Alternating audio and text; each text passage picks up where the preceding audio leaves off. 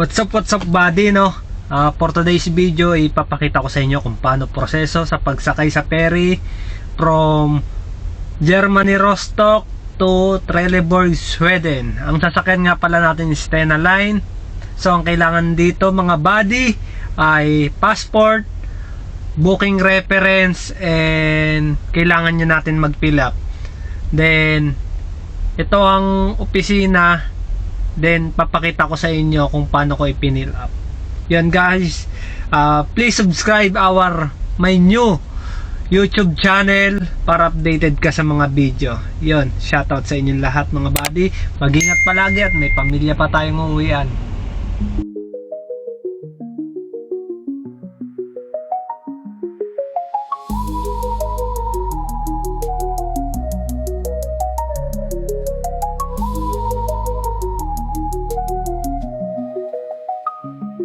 Sa Eurotruck page, tayo'y magsisimula.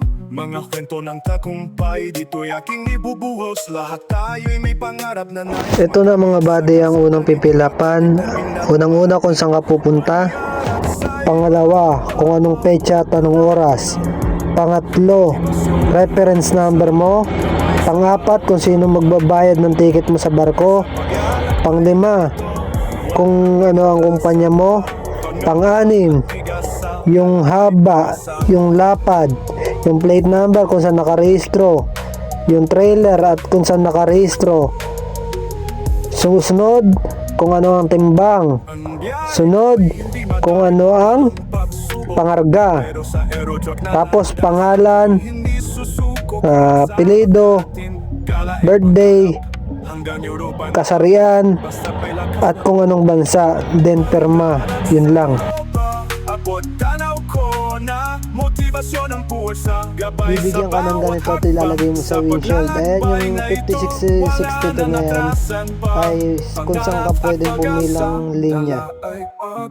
Ito naman yung room number ng cabin mo. Itatap mo lang siya, then mag-open na yung pinto. Ito ang iscan mo sa scanner para tumaas yung barrier. Hindi susuko dito. Sa bawat mistol ng paglalakbay, tayo'y magtatagumpay. Wala nang hirap pa. Itong ticket na to, pre-meal to para bukas breakfast.